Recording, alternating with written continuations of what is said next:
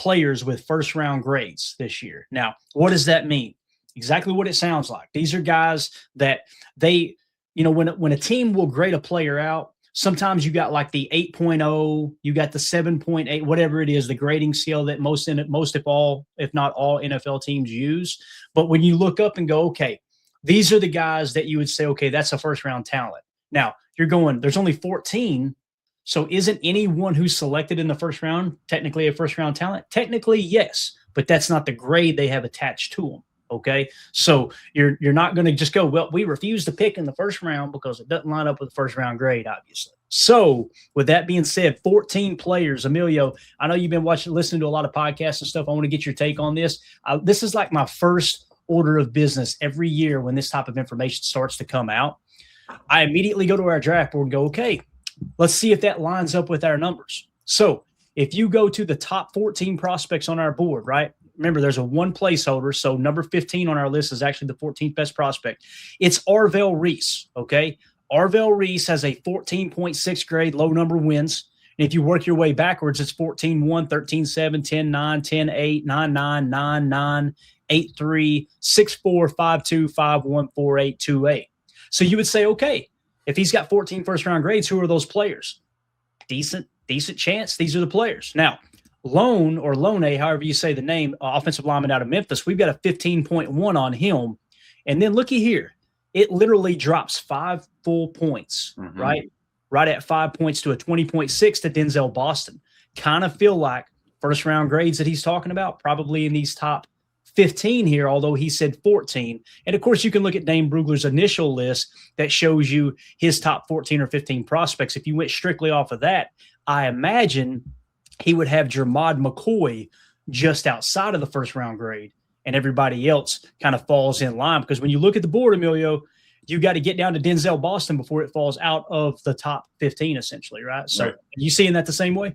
Absolutely, yeah. And Denzel Boston being at that 20.6, just to give you a reference, Emeka Egbuka was 20.6 on our board. So he would be the start of that next group of tier. We break it up into sections of 10 when we switch it to the horizontal board. So just to kind of give you an idea, what Egbuka was taking, 18th, 19th, something like that. And he would be just outside of the top 15, top talents at that point. It's going to be a race. You know what I mean? I feel like the top 5 are going to maybe get what they need. Everybody else is going to be trying to search and fill the holes that they have. And best player available. You heard DJ talking about it. He says it's funny, like, are you drafting best player available or highest on the board? For the need, and he goes, basically teams are always setting up their boards for their needs anyway, so why wouldn't it be the best player available at that time? So it's just the way everyone else looks at it versus the way the teams probably look at it behind the doors. I think we're trying to narrow that down a little bit here, and I think that's kind of what we're getting to. But again, you go, hey, Morgan was 20 picks higher or something like, we had like a 40 range on that, so we can't be afraid if we're in the second round. We might be taking somebody at the 80 spot. You know what I mean? So we really got to keep our mind open to it, especially not having any first this year. No, I think that's a great point. And Emeka Egbuka, I think, was taken 19th overall. Okay. It looks like. So, yeah, right around that range. Tim, what do you think here, man, when you're kind of looking at this data in terms of what Dane Brugler had to say? And Dane Brugler is one of our quote-unquote lead scouts on our draft board, right? We put a lot of stock in his opinion, I guess you could say, on each individual prospect. And of course, when the Beast draft guide drops, we'll be able to pull a lot of information from there when we do a scouting report on a top 30 visit. I love to say Dane Brugler says, and you kind of give a quick little snippet of his scouting report. What do you think about the way it shakes out here, Tim? It sounds like across the board, we're probably got about 14 or 15 first round grade players. Yeah, give or take, right, at this point in the process. And yeah, guys like Dane Brugler, I mean, they're as close to batting 1,000 as you can get when it comes to breaking stuff like this down. And we see the movement that happens in the first round every single year, whether it's a name popping in there that we did not have a first round grade on, or somebody plummeting out of that first round down into the second or third. So I think we're set up for another draft like we usually get. But when it comes to the Packers and our needs, I think that's pretty close. I'd put it somewhere, less than 20 here, who's really going to be available in that first crop of talent. And hopefully, somebody falls to us in that second round, and we can take a swing right away with that pick. I like what Soder's saying here in the chat too. Maybe the Packers moving out of the first in 2026 could have been some advanced scouting and some advanced planning. And if you got a chance to bring, a game wrecker like Micah Parsons into the fold, and you got to dump a first rounder, maybe it was good timing. Hindsight will be 2020. Let's see how we feel in a couple of months. But I'm feeling pretty good right now. What do you think? I love how Soder words that too, because to me, what you've got to ask yourself is, can you get Micah Parsons at the 22nd pick? Can you get Micah Parsons at the 28th pick, wherever you're picking at, right? Unless you're in the top 5, in some cases the top 3, you're not going to have a shot at a player like that. So why not, if you trade that pick for that player, guess what? You just drafted that player at that pick. That's essentially what you did. Now, when you're giving up 2 firsts, if it's a slam dunk, generational talent like Micah Parsons, absolutely, it makes all the sense in the world. Now, you couple that with him playing a tier 1 position of importance. I mean, it's a slam dunk. It makes all the sense in the world. So I think that's a great point for sure. And it could have been the case, Soder, because again, they've been scouting these guys for several years, right? The reality is they've been scouting these guys probably since they were freshmen in college. Like, it's not just, here's the guys coming out this year, now let's start scouting. Now let's make the board. Yeah, it's right. February. Yeah. Yep. Does not work like that at all. Some of these players were on their board last year, and then they decided to go back to college, and they had to remove them from the board too, right? So, yeah, I think that's a great point, Soder. They probably did look up, they being the Packers staff and scouting department and all that, and said, you know what? There is no chance we're going to get a first-round talent, and here we got an opportunity to go out and trade a couple firsts and pick up Micah Parsons. It makes a lot of sense. Scared money don't make money. You got that right, Coach. Christen Miller is going to be a star, says Chris N. One of my favorite prospects. Let's take a look at him real quick, all right? Christen Miller obviously plays defensive tackle for your Georgia Bulldogs. We've got him in the number 33 spot on our board with a 35.8 grade. How did he get there? 303rd at his position in 2023. 33rd at his position in 2024, 18th at his position in 2025. You've seen a player that's ascending coming into the league, getting better every year. I want to say that's how Edgerrin Cooper was as well. Just a guy that got better every single year in college and then bang, hit the ground running when he got to the NFL level. Now, the PFF Big Board at the end of the college football season had him in the 30 spot. Consensus Big Board had him at 33. All right. Daniel Jeremiah has him at 37, or had him at 37 on the initial list. Let me explain how this works too. We added 2 prospects to Daniel Jeremiah's top 50. Okay. The way this works, we put the data in as soon as he has it, and it does not change unless they're being added to the board. Right. So what that means is he had 2 or 3 guys that dropped out of his top 50. We kept his highest grade on them. Okay. Right. His highest ranking.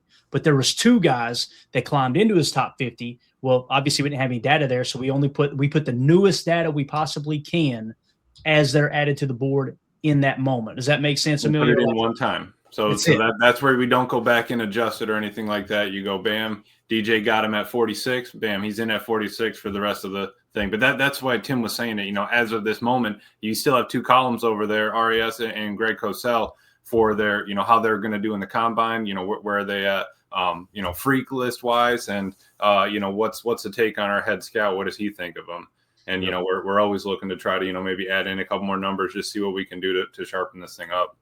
Yeah, that's what I think makes our board a little bit unique, right? And how we do it is that we're not going to go back and forth all day, every day. We're just going to add data points, let it be, and continue to build that board until we get to the wonderful, beautiful, gigantic horizontal board right before draft day. Can't wait. And I think we actually just went over 600 prospects with a number attached. So that's crazy. 800 or 900 on the board, 600 plus have a grade.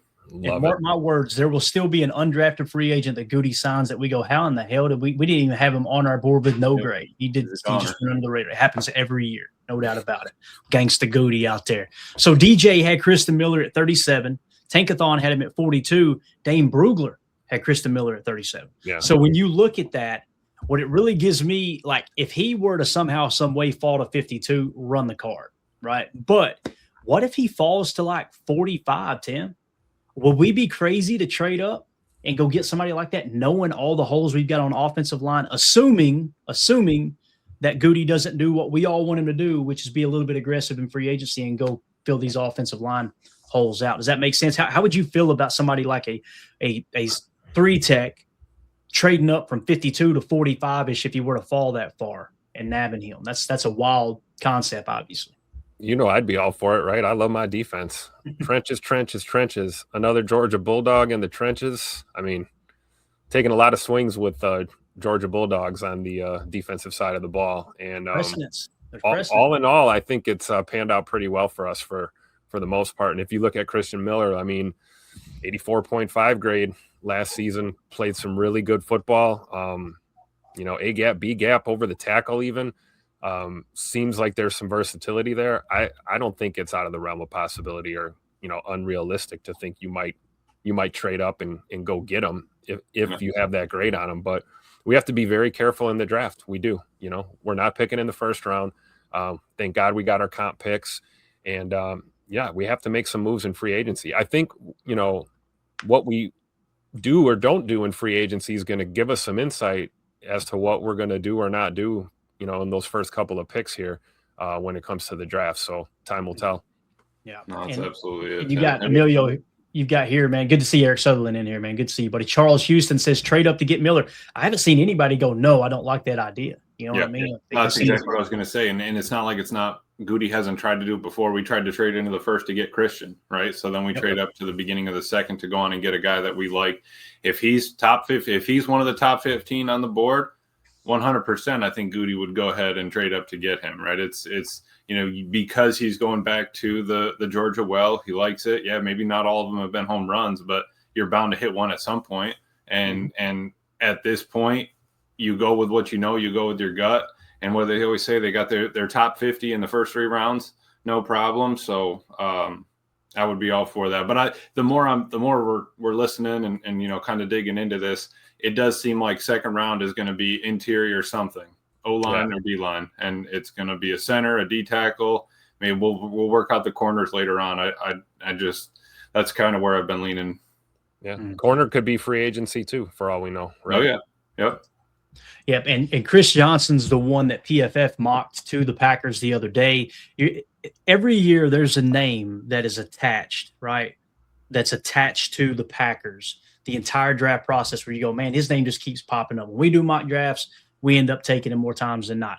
Every time somebody does a mock draft, his name's mentioned that he's one of the top 3 candidates that the Packers could potentially take. Chris Johnson, cornerback out of San Diego State, is definitely that dude this year. He's just every time somebody puts an article out, it seems like he's being mentioned with the Packers. So in that situation, if you were to go off our board, Christen Miller and Chris Johnson, right? They're side by side, 35.8 for Christen Miller, and then Chris Johnson is at 36.1. Now, Chris Johnson dominated at the Senior Bowl, right? So keep that in mind. You got that extra feather in the cap. And Chris Johnson tends to fall to us to 52, and they fell to the PFF mock draft that they did on their site the other day at 52. So you got to have that in the back of your mind too, that, Christen Miller's there at 45, but if we just stick and pick and we get a guy who's literally, what would it be, less than 1 full point below Christen Miller and at a position of need, makes a lot of sense, don't it? And Chris Johnson is Goody's type.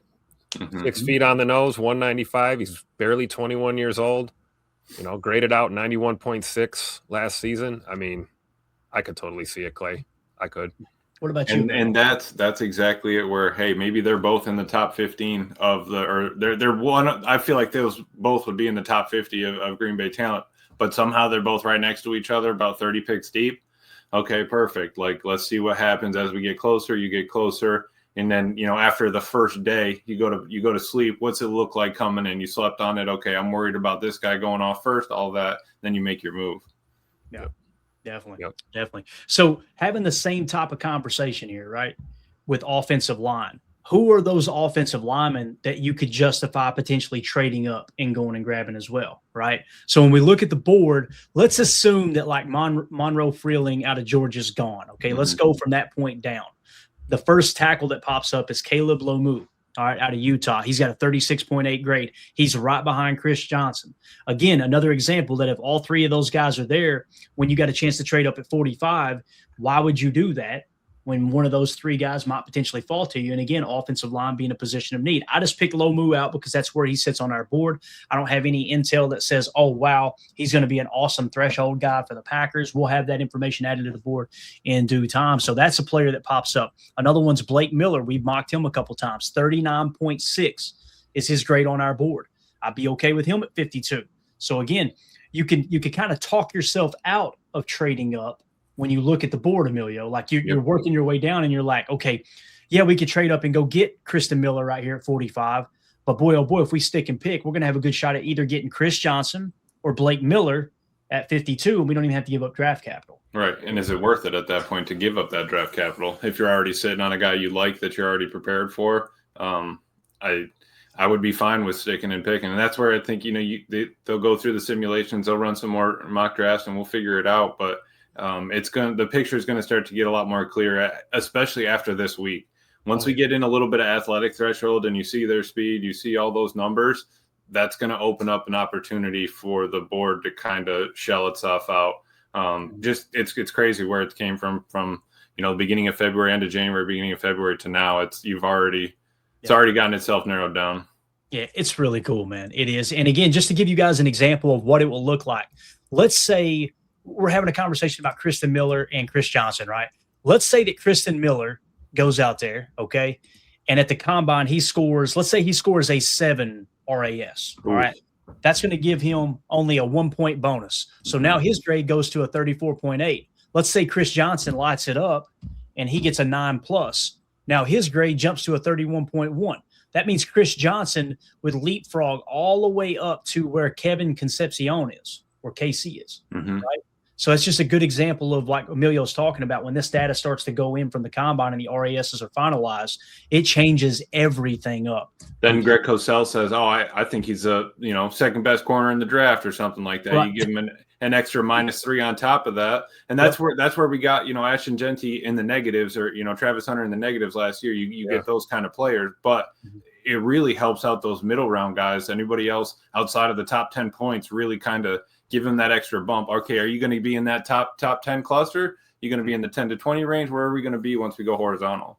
Absolutely. If you guys would take a quick second, do us a big favor, smash that like button. It is free of charge. We would greatly, greatly appreciate y'all just taking a second to do that. What Emilio's talking about, you can see them every year too. This is how I identify them every year. That when you get these prospects pre-combine, pre-Greg Cosell, right, and you've got them less than 5 on their score, like you got a Fernando Mendoza at 2.8 and you got a Jeremiah Love at 4.8, good chance those two guys are going to end up in the negative. Now, there's a chance that David Bailey could be negative, Ruben Bain could be negative as well, but those top two are the ones that kind of feel like probably going to be those guys in the negative. Let me give you an example of players way back when I was doing the draft board kind of alone. Aiden Hutchinson's one that was in the negative. Yep. It was just like, oh, this dude is hands down the slam dunk pick this year, right? What happened? He comes in the league dominant. I think Micah Parsons was a player like that as well, if I remember correctly. So when you get those guys, Myles Garrett, another one, you just see, even before you get to the combine, the pro day, any of the Greg Cosell bonus, it's like, oh yeah, that dude, he's almost borderline, possibly a generational talent. And I love how the board talks to you, even the vertical board that we're looking at right now talks to you so much. It really does. So, and I was wrong. There was actually Abdul Carter and Ashton Jeanty. Those were the only two that went negative last year. Got it. And again, Abdul Carter graded out pretty well. I don't know if you can see his grade there or not, Emilio, but Abdul Carter was, I want to say did he grade out in the 70s? He didn't believe. I've got it on that board. I'll pull that board up real quick. And you guys do me a favor in the chat. If you at any point notice the stream is kind of glitching or slowing down, let us know in the chat, okay? Because somebody complained the other day and said, hey, man, your stream's been lagging. I asked the Patreon group, and everybody's like, I don't know what he's smoking. It ain't been lagging for me. So hopefully it isn't. But again, I was digging into that a little bit. It could be just the cache on your YouTube app on your phone. If you've been watching it on the phone, you got to go back through on the settings and just clear the cache, because sometimes it just gets hung up. And I've had it happen before on spinning a little bit. Just as you're talking, it spin, then you get 6-7 seconds behind. You got to re-jump back into it. So go back through and clear the cache, see if that helps. Gotcha. And looking at the PFF grade here, yeah, Abdul Carter, He finished with a negative 0.3 grade, right? His PFF grade, 74.7. Okay. Mm-hmm. Ashton Gienti, minus 1.2 grade. His PFF grade, 70.4. Dominant. And then, of course, Ted McMillan. Tim, I know you remember us having this conversation. Yep. All of a sudden, a couple weeks before the draft, Ted McMillan doesn't like football.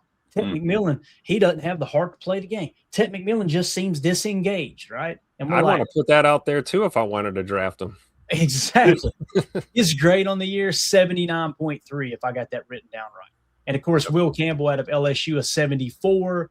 Armand Membu, 72.7. And I'm trying to think of who put that out.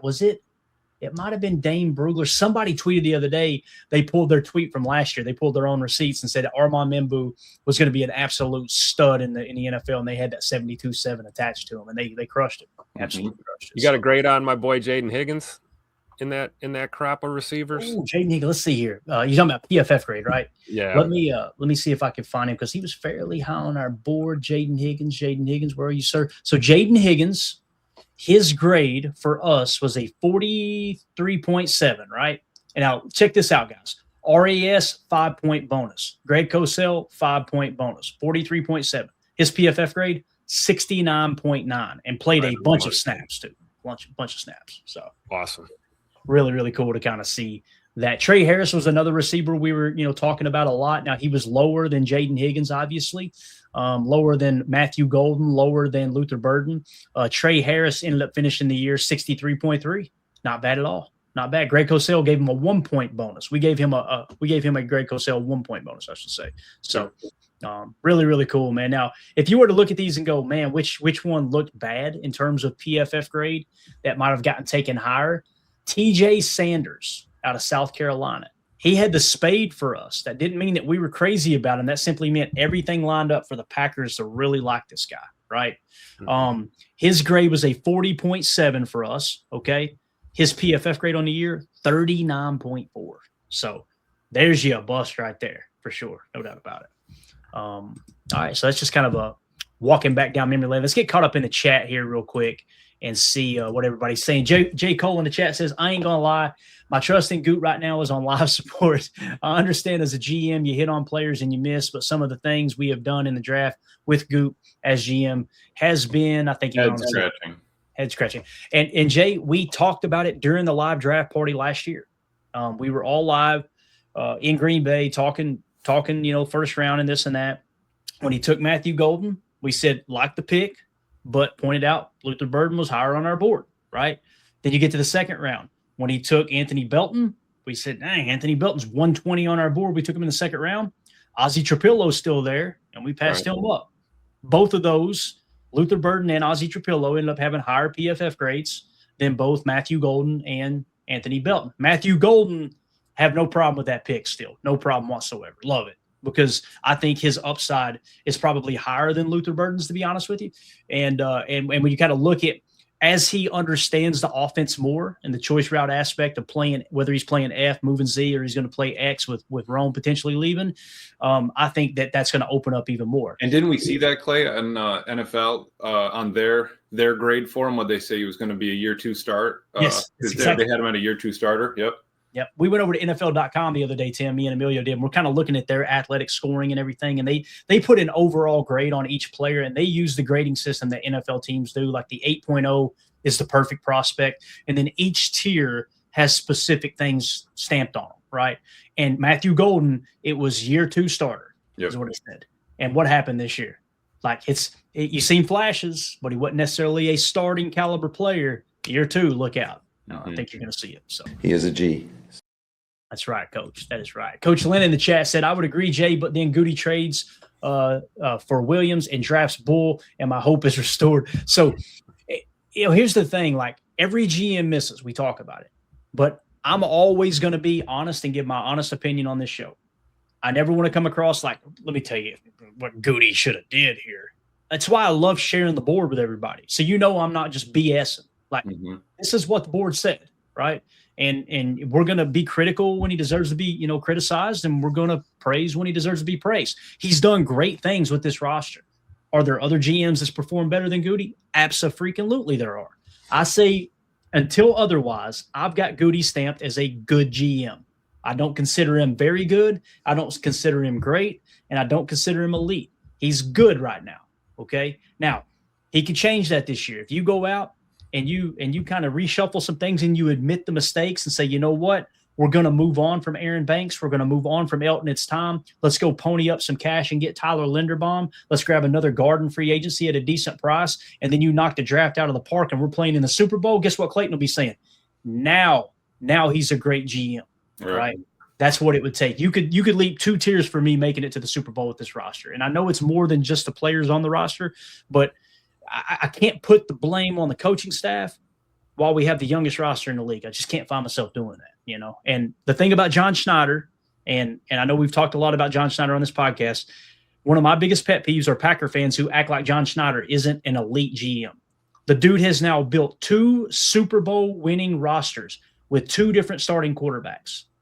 Like, I'm sorry, the guy is elite. There's only 3 GMs that are active in the league right now that have 2 Super Bowls or more.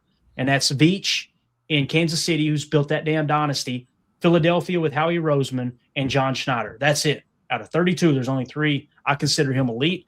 And I honestly think he's put together a Hall of Fame resume already. How many general managers have won 2 Super Bowls, you know? So, again, I don't want to come across like we're just trying to rake Goody over the coals. I think he's done a lot of great things, but I'm kind of with Jay here. And like Coach Lynn says, if he goes out and makes a couple moves here, he can win me over just like that again, right? That's all it takes. So Solder in the chat said, I can see that the Packers moving back. The value of this draft is in the middle, and they need bodies.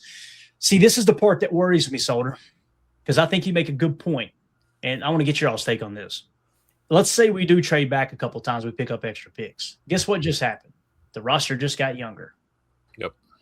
And we're going to go into training camp again going, all right, we are the youngest roster again. Let's see if we can make history, you know? So that's why I'm kind of anti-moving back, and I'm usually team trade back, especially when Aaron Rodgers was on the roster, Tim, because it was a little bit more veteran roster. It's like, okay, let's go add some youth on the roster. We're kind of built to win right now. Let's add a couple bodies, you know, a couple extra bodies late. Maybe you can hit on a couple of those, and it'll help with the salary cap situation. Now, though, man, you got to now's go time, man. If you get a chance to trade up and get one of these top tier, not necessarily top tier, but a higher tier talent, you're probably going to want to do that, Tim.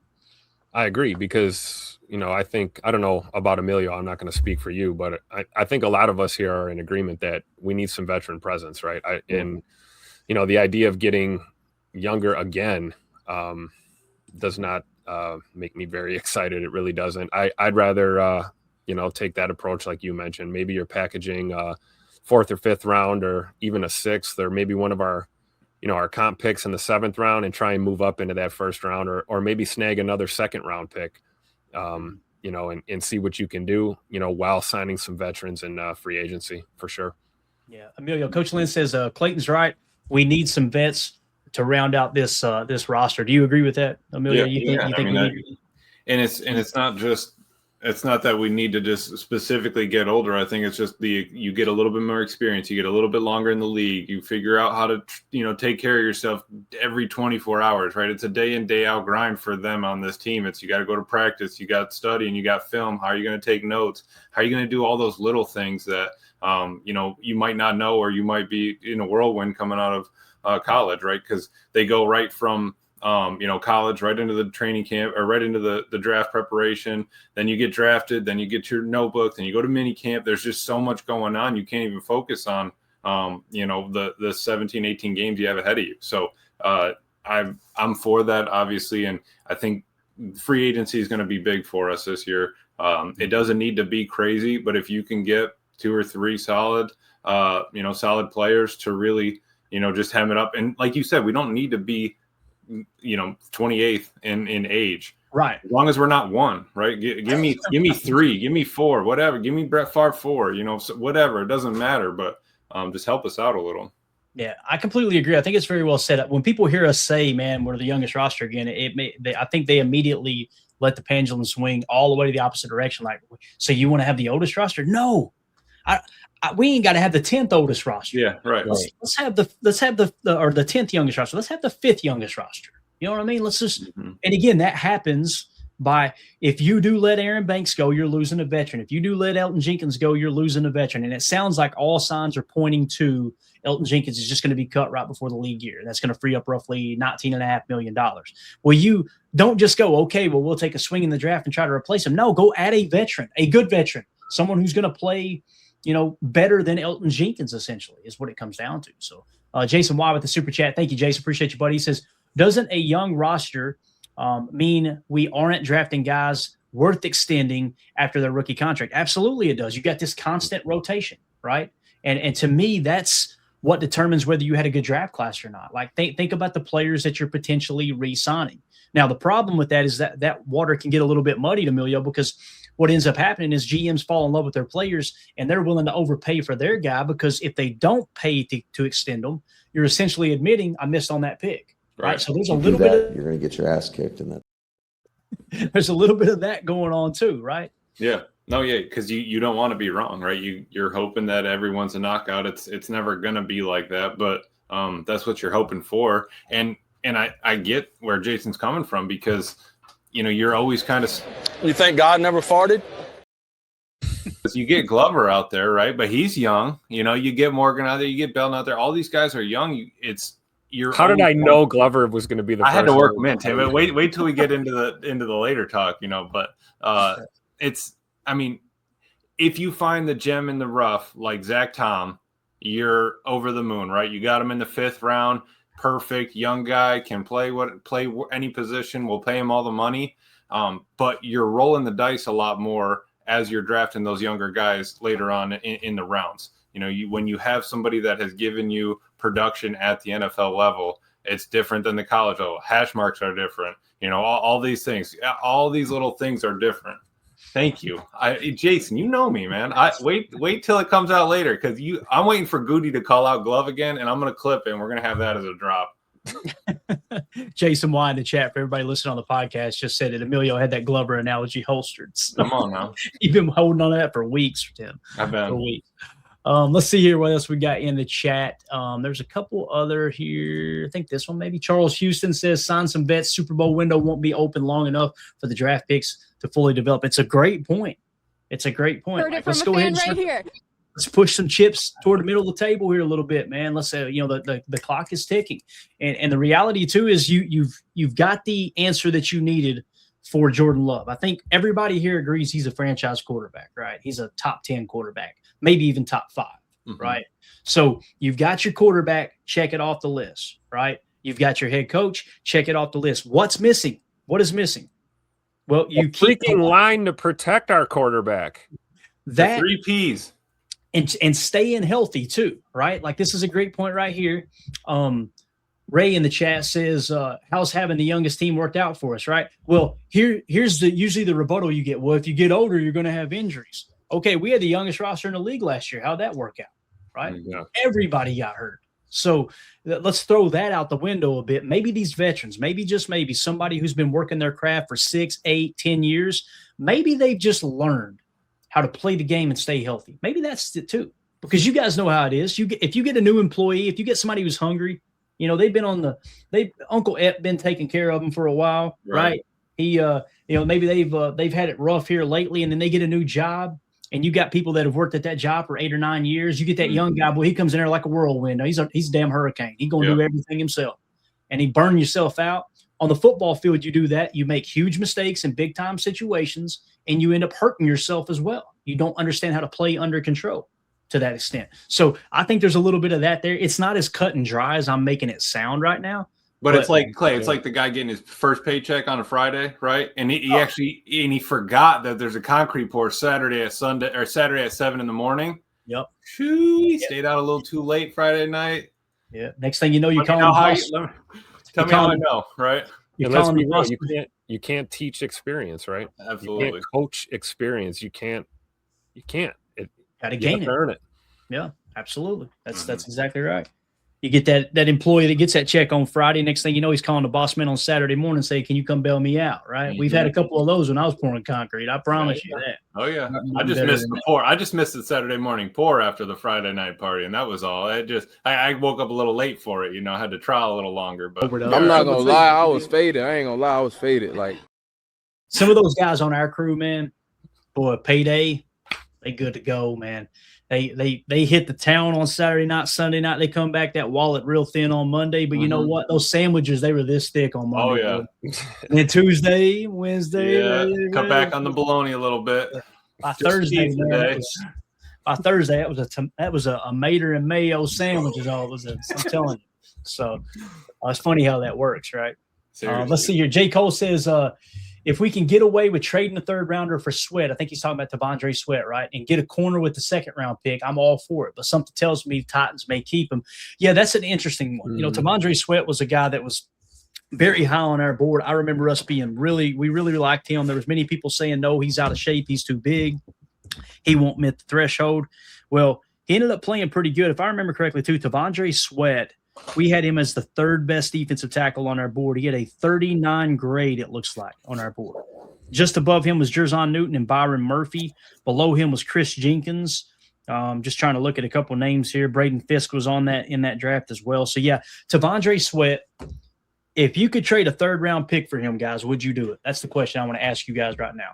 Would you be willing to give up a third-round pick for T'Vondre Sweat? He's played pretty good football. I think he graded out in the 70s last year, if I remember correctly. Would you be willing to give up a third for T'Vondre Sweat? That's the type of trades you're talking about making your roster a little bit older rather than bringing in a 21 or a 22-year-old rookie, right? You're going to trade for a 3-year vet, 2-year vet, whatever it is, right? 2-year vet, I guess, and you bring him into the trenches that way. Essentially, what you got to ask yourself is, can we draft T'Vondre Sweat in the third round this year, Tim? And when you ask yourself that question, you've also got to do it with the understanding that he's not going to be the T'Vondre Sweat today that he was his rookie year, right? Like it's going to take some developing to get to that point. I agree with what Jay's saying here. Now, I'm not saying you should trade all your picks, Tim, but that's the type of mentality you got to have when the window's open, I would imagine, right? And I would agree. And my answer to that question is no. I don't think you're gonna find a T'Vondre Sweat in the third round of this draft. I really don't. So, you know, whether it's him or it's somebody else that we can bring in. I mean, we've had a few other names floating around in free agency, potentially that we'd be interested in. But I think J. Cole makes a great point here, because when you look at that, you know, that crop of, even on our big board cheat sheet up on our Patreon, I mean, you guys can tell that a lot of that value is going to be first, second round type draft picks. You know, I think once you get to the third round, it's going to get slimmer pickings. And Emilio, in that same vein here are the defensive tackles and their grades, okay? Caden McDonald out of Ohio State, 25.3. Caleb Banks out of Florida, 28.6. Peter Woods out of Clemson, 34.0. Christen Miller, 35.8 out of Georgia. Lee Hunter, 86.0, okay? Actually, no. Lee Hunter, 41.1. Darrell Jackson, 86.0. Dominic Orange, 90.0, okay? All those guys are going to be gone before you get to the third round.